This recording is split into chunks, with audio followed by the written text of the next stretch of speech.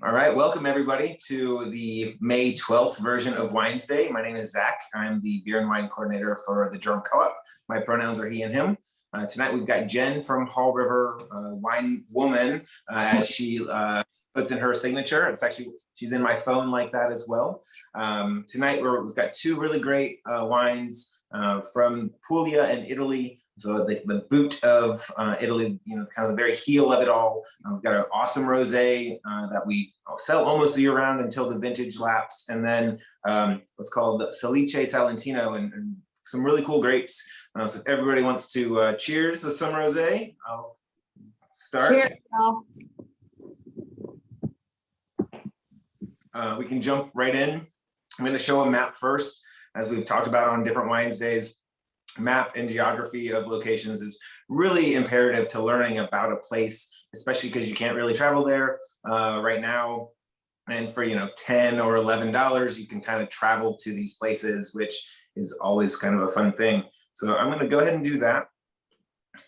Jen was nice enough to send me some information the other day. This is a map of Puglia. So as you can see, it's the very heel, and Salice Salentino is this little yellow area right here. And Jen, if you want to tell us a little bit about the winery. Yeah, so Cantina Vecchia Torre, they are the oldest co-op within that region. So they were established in 1959 by 50 members. And, you know, they have grown, you know, threefold since then, even more. But they still maintain a smaller production. You know, things are still a lot of things done by hand there.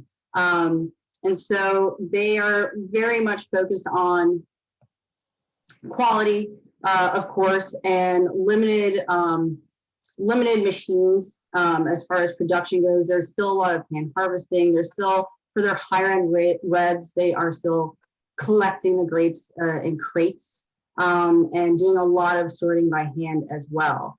And what's beautiful about it is that, you know, all of these families, they are ranging from people who also have farms, but then there are people who during the week, they're doctors or they're teachers. And this is something that they do to give back to their community and to remain definitely connected with the land around them, because it is a really special place.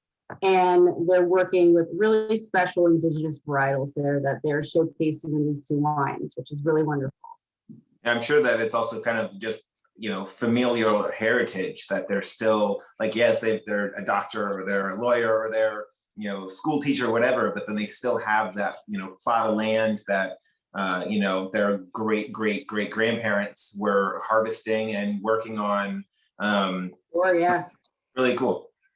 Yeah, a lot of connection to, you know, yes, what their ancestors were doing. And this land in particular has a lot of history because this was in the Salento region. This was originally inhabited by the Greeks and the Romans. So in part of the winery, certain parts you can still see that really rich and deep history there. So I personally haven't been there yet, but fingers crossed that when we can, I'll be able to make it down there. I love the key word, yet. Yeah, I'm being optimistic. We're going to get there. Good. So here's the first wine that we're drinking. This is the Leverano Rosato. Leverano is actually a DOC of Puglia. Did a little Puglia research this afternoon. And there's only, like, out of the 20 or 250,000 acres under vine, you've got 2% that qualify as DOC. So Leverano, Salice, Salentino, and there's a handful of others, but it's really a rarity in this part of Italy, which I thought was pretty cool compared to when we think of Piemonte or Veneto or something where you see these really big wine names and you're like, okay, I know this DOC or DOCG. And then in Puglia, you don't really have that kind of structure as much. So it's neat to see. You know, both these wines are made out of Negroamaro and Malvasia Nera, both heritage grapes, as Jen and I were just talking about. And it's, you know, really interesting grapes. I was, referenced a couple books, and Negroamaro has no parental grapes yet. So that's pretty neat, like not a lot of grapes don't have, parents that we can kind of track down. Right. Yeah. And that is one of the grapes where you are not going to find it anywhere outside of Italy. That is its origin. It is truly of its place. And I think that's why it's truly like, I think it makes sense coming from Southern Italy. It's, Negroamaro literally translates to bitter black. I mean, it's a thick skinned, very concentrated grape that I think the warm weather and that kind of coastal maritime influence, it really kind of coaxes these beautiful flavors out of it. So it's really cool. Yeah, so let's jump into this. So as usual, we share tech sheets. The beauty of the tech sheets this week were the fact that, well, that's a Zoom one. Let's get that out of the way. The fact that it was all in Italy, or in Italian. We don't usually, there we go, have the beauty of reading Italian, but thanks to Google Chrome, it's all beautifully translated for us. The actual tech sheets, I was looking at it and I recognized a few words, and then it kind of clicked. I'm like, wait a minute, this is English. So we've got this. As you can see, the tech sheets are kind of a way to step into the bottle without actually opening the bottle. You see varietal breakdown as far as the Negroamaro and Malvasia Nera that we were just talking about. They also have yield per hectare, which is 9 quintals of grapes. And I didn't know what a quintal was. So I looked it up, and it is 100 weight, which is 100 kilograms or like 112 pounds per hectare, which is not really a lot of, it's not really a lot of grapes. A hectare is about 2.5 acres. So each plant is generating about 2 pounds of grapes, which if you think about it, you go to the store, a bag of grapes is 2.5 pounds. So exactly, it is low yield, especially for a place that's known for bulk wine, vermouth base, et cetera, et cetera. But if you want to tell us a little bit about the Leverano, we have a different label here in the States, but it is the same beautiful, like hot pink, like poured this. Yeah. No, gorgeous color. I mean, you're getting a lot of that color is mostly coming from the Negroamaro. As I was saying, like very, very dark skin grape. But yes, as 80% Negroamaro, 20% Malvasia.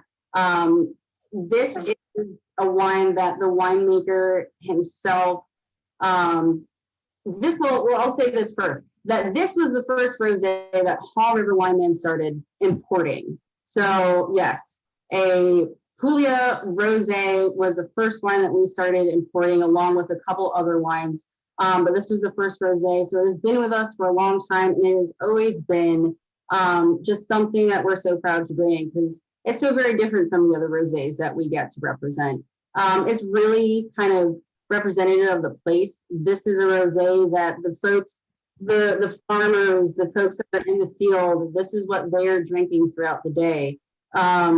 It has, as you know, the fruit on it is really unique in the fact that it's blackberry, it's blueberry, literally like a berry salad.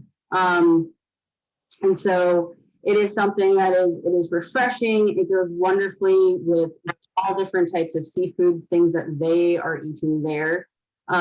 So yeah, this is definitely one that, even though they make some really amazing reds, that every time we go to visit this producer, they're just always talking about how proud they are of the Leverano Rosato. And so it's great. It's meant to be consumed within the presence of friends, and it's a really fun wine. Well, we're kind of doing that right now. Yeah, just absolutely. Adjusting to the times. This is by far one of the darkest rosés that is on the shelves at the co-op, and it just kind of glows. And they will have a gallery of photos from the winery here in a minute, but they make these 5-liter jugs that we do sell at the co-op. In the States, we get glass, which is pretty fancy, which on their website, there's a picture of, like, it looks like a jug of olive oil, but it's Leverano rosé, like just ready to rock. And 5 gallons of fun, that's quite a big undertaking, but it's like $30. and it's like 6.5 bottles of wine. So crazy deal. If you have a party, I would not recommend 2 people taking it on. It's a bit of a grudge at the end, you know, but it's doable. It's doable. I always say it is literally the best thing you could bring to the beach. Like if you're going to the beach and you're invited to the beach, or if you're invited to, like, I think that this would do great with barbecue. Like, I think this would be really awesome with barbecue. So like, hopefully this summer we get to go attend like a pig picking or something like that. Could definitely bring a jug of this. You would be a fan. I think this would be great as like a slushy too. You know, Yeah. if you have a frosé machine, then you know it has a good amount of fruit to it. I really like that berry salad that you said a few minutes ago, where it's just really intensely fruity without being sweet. It's also not overly floral, which the darker rosés can pick up that really big, like white flower kind of thing, and can be a little contrasting with the berries. Here's actually a picture of the grape that we're talking about. So, you know, like they're saying, Primitivo is like kind of the other grape, you know, and there's some history with Primitivo, if it's actually Zinfandel, if it's actually heritage to Czechoslovakia, or yeah, that's right, isn't it? Czechoslovakia, or is where what's the other home for Primitivo? Croatia. Croatia, there we go. That's what I was thinking. So just, you know, another thing, you've got just kind of, you know, that's the grapes we're talking about. So these really like thick, you can almost like see the tannins just hanging out on the grapes here. And the other varietal that we've been talking about is the Malvasia Nera. So another fairly dark skinned grape, but it really adds like a nice lightness to things. This is what, 80-20? Is that what this? Yeah, it is.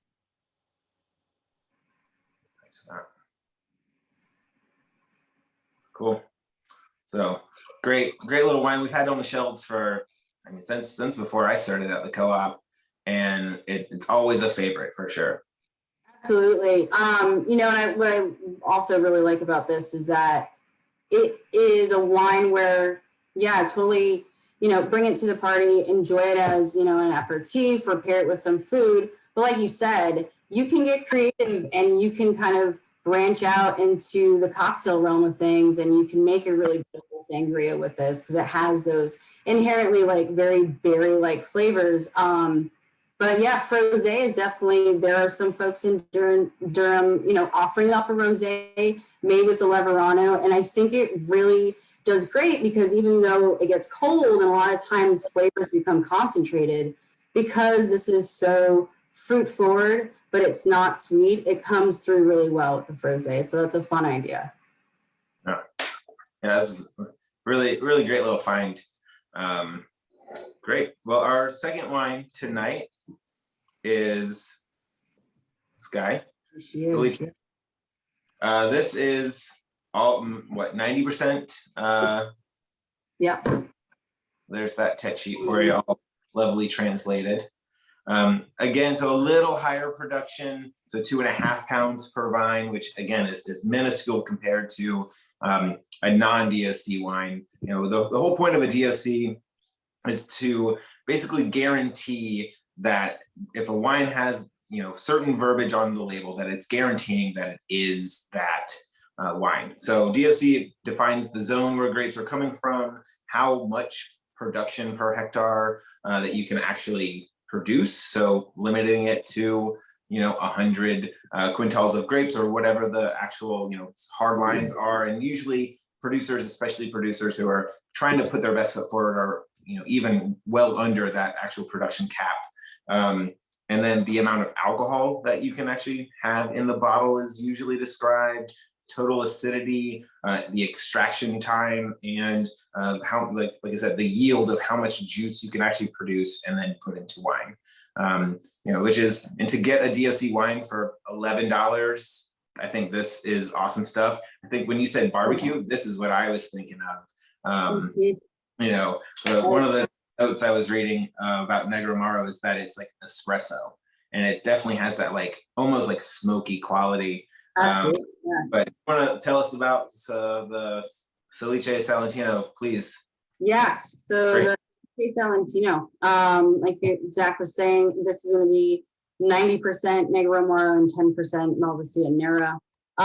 This one is then going to be aged in large oak barrels for 6 months, and then they go and age it for an additional 3 years, majority of the time, depending on the ripeness of the fruit during harvest and such. But for the price point that Zach was quoting, and for them to give this much attention and time to the wine, and it really comes through. I mean, it's velvety on the palate. It's, you know, there is that smokiness. There is a deeply structured, but like the tannins aren't so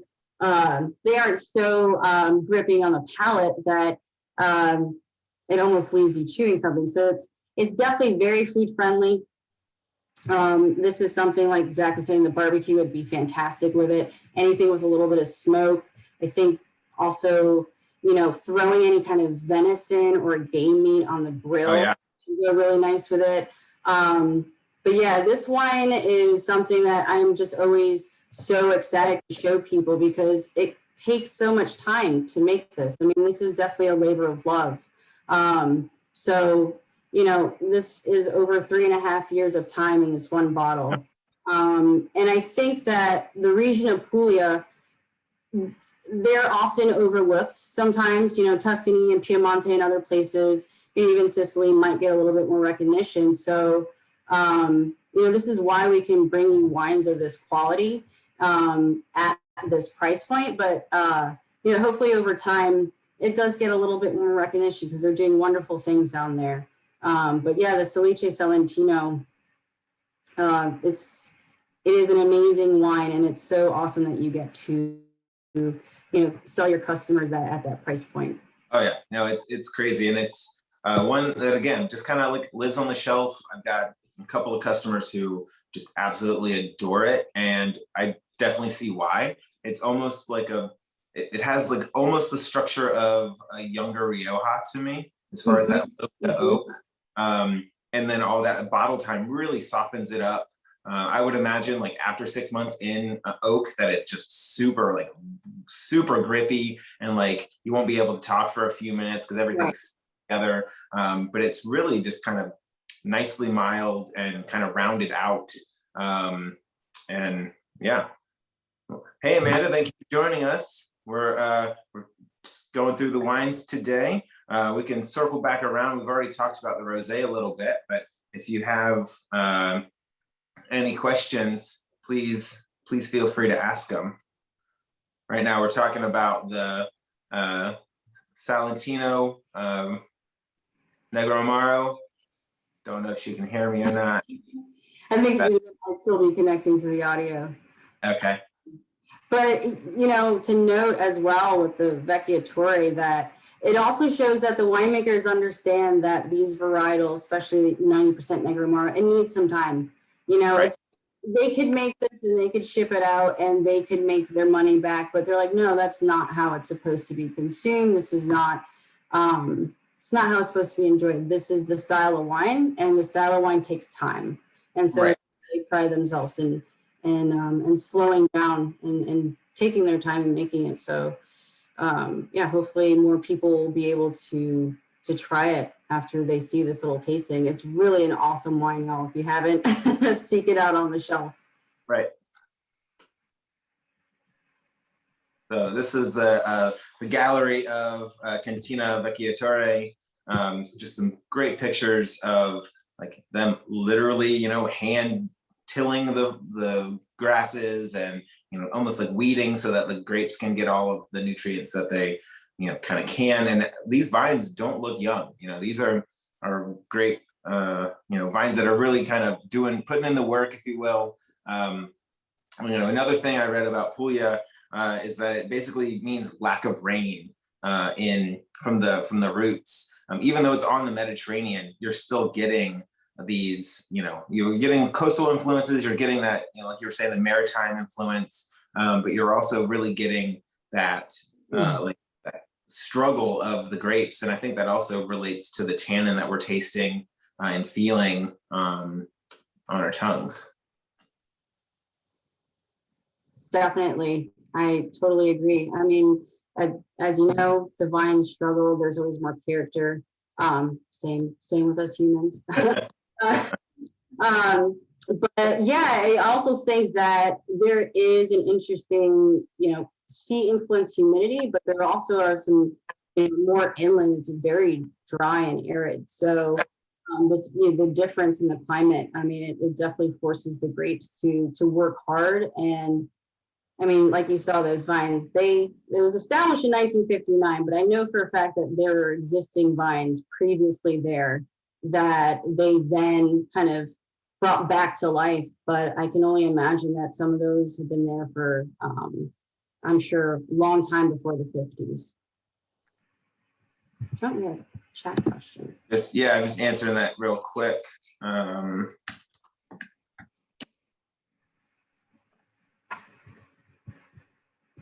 Right. So we've tasted through both the rosé and the red. We could do it again if you'd like. Rosé. So tonight we have the 2 wines from Vecchia Torre. Jen, do they make any other varietals? No, you know what? Those are their 2 main varietals that they're working with. I believe that they're working with a white varietal, but it's not. They work with Vermentino. Okay. Vermentino and the Negroamaro and the Malvasia are their main varietals, as far as I know. Gotcha.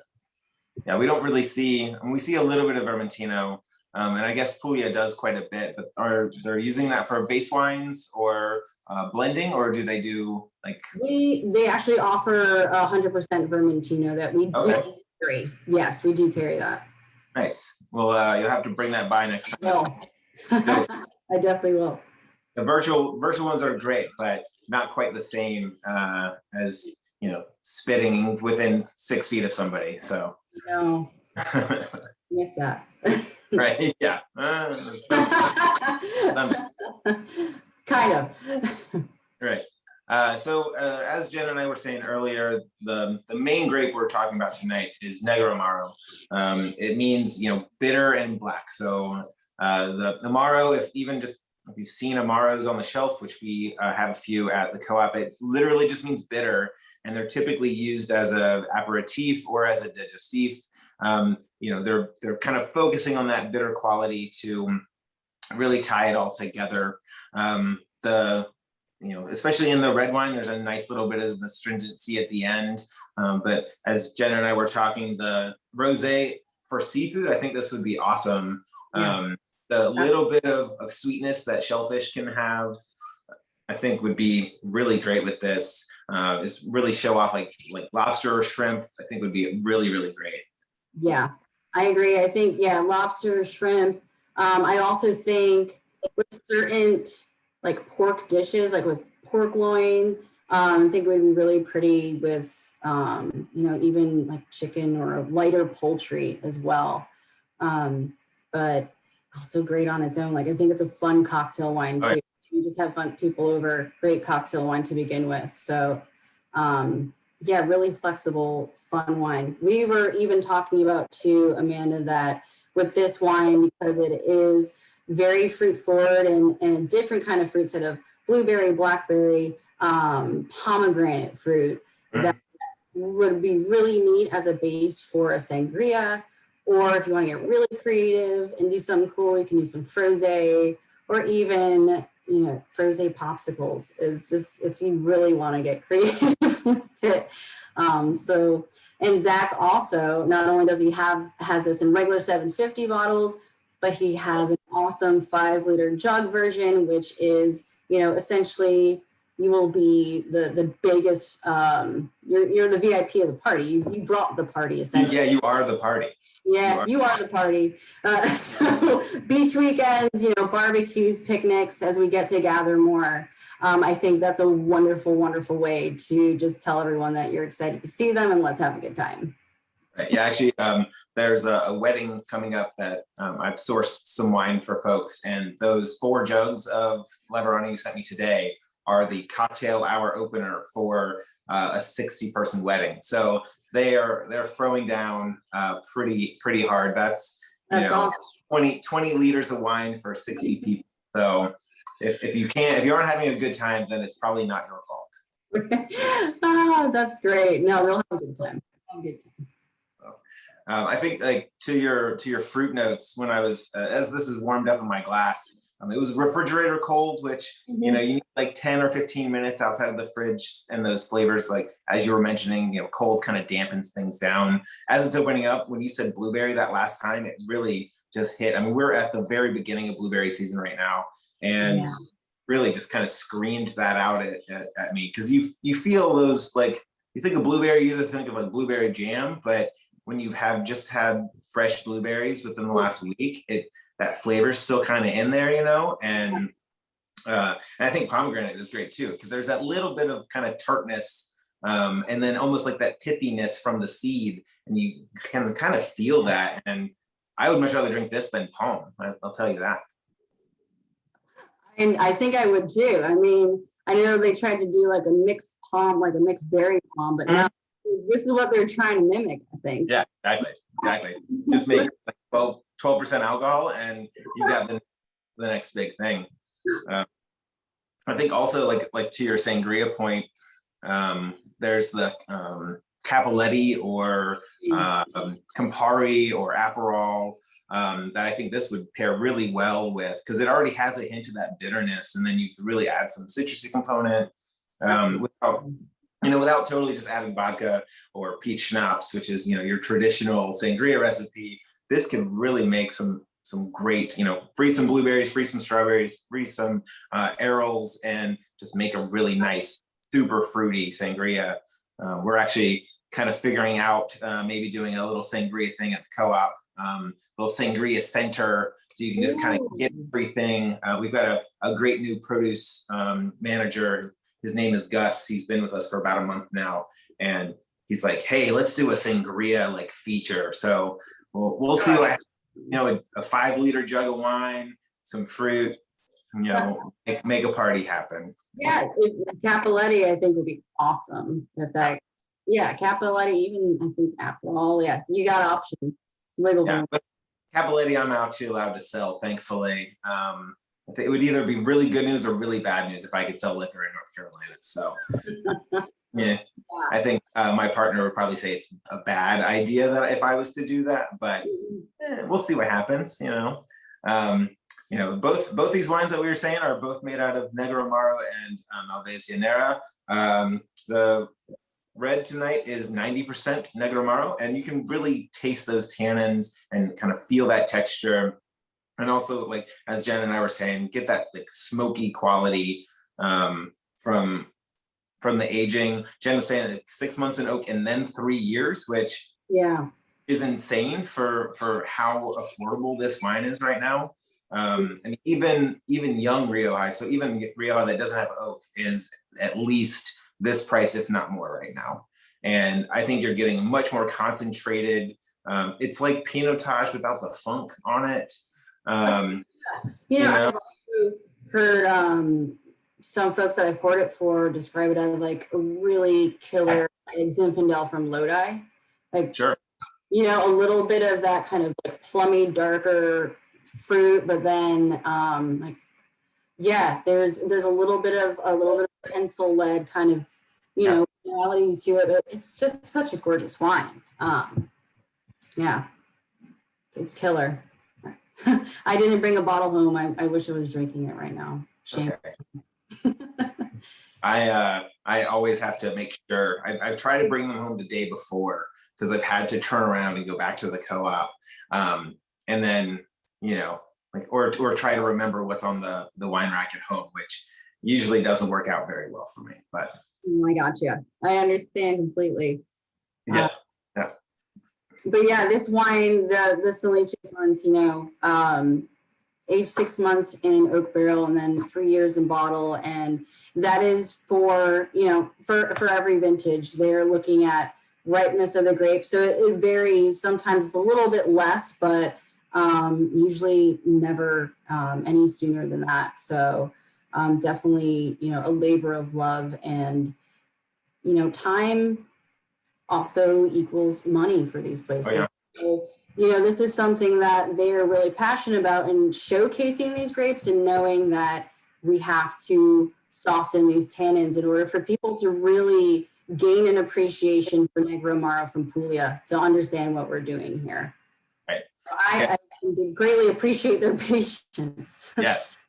Yeah, it's kind of it's like the whole Super Tuscan craze, and where people were drinking Sangiovese and Chianti and all that kind of stuff, and then they realized, like, if we add some Merlot or Cabernet or Syrah, then it can give this kind of New World flair and kind of soften it up a little bit, take away some of that like medicinal cherry that Sangiovese can present sometimes, and just make this nice kind of juicy thing. And I think that this, if you were to pour this and say that this is, like you were saying, Lodi Zin, I would be hard pressed, but Definitely. it would be very hard, and use it the same way. Honestly, like when it gets really hot outside, 5 minutes in the fridge, take off that little bit of heat it's got, and then you can just really hopefully enjoy yourself. And we were talking about barbecue earlier. That definitely would be pretty awesome with some barbecue. Absolutely. Yeah, I'm not 100% sure what the main kind of land animal proteins that they eat in Puglia are, but I could also see that working really well with lamb, like not super gamey, but yeah, like lamb or venison. On their tech sheet, they mentioned, grilled meats, they mentioned lamb, they mentioned kid. And I told that to my partner, and she's like, what? And well, goats, because of how Google Translate works.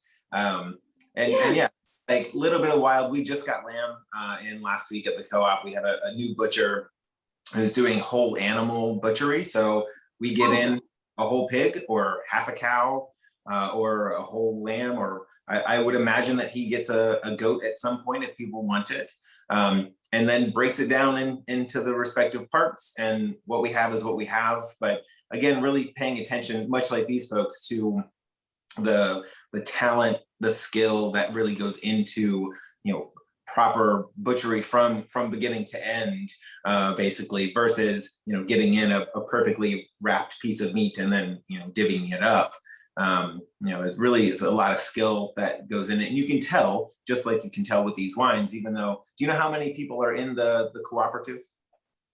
It's somewhere between like 300 and 400 currently. Okay. So it's grown quite a bit since 1959 with 50 people. And I'm sure, hopefully it will continue to grow.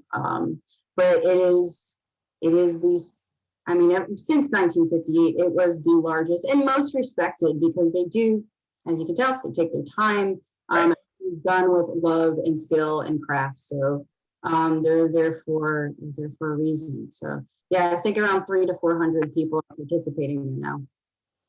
And co-ops are really a great way for small producers to actually get their fruit into market. If you only have an acre, so 2/5 or however that works of a hectare, then it's not a lot of land.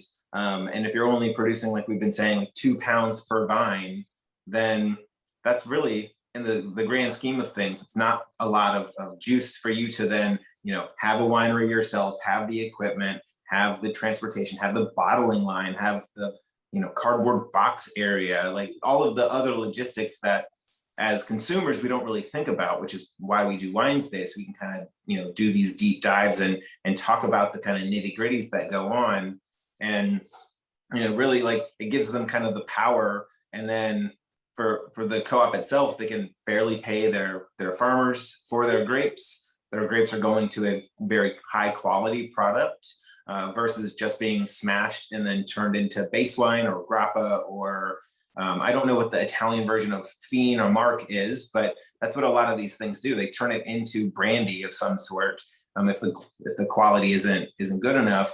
In France, we see secondary production from grape waste, so that the farmers have to basically sell their leftovers to a distillery that then distills the leftover sugars and then turns it into basically brandy. And that's a conscious way to do things, because you're using every last bit of the pieces that the vines have given you, and also still making a product that is sellable and very much appreciated for many uses. But it's really neat. Co-ops, I mean, we're a co-op, that gives us the buying power, because we are part of the National Co-op Grocers Association, and that gives us the same kind of contracts with our big grocery distributors that people like Whole Foods or Harris Teeter or Food Lion have, but we're one store, and one store trying to survive without that kind of would mean the prices would be higher or less available or just whatever it is. So it's really cool to see that. And Italy is classically like that. Southern France, Italy just in general, especially Southern Italy, Piemonte does a bunch of stuff like that, because they, heritage wise, the oldest son would get land, and then everybody else would kind of get broken off. And so you've got these little tiny parcels, and if you only have 100 pounds of grapes, you could maybe make wine for yourself, but it's not a business, Great. Well, if anybody has any questions, please feel free to type them into the chat. You're also welcome to ask them on audio. Otherwise, we're going to wrap up this Italian version of Wine Stay. Thank you very much, Jen, for joining us. It's always fun to talk about wine with you. No, thanks for having me, Zach. And thank you all who, Amanda and everyone else who's going to see this eventually, for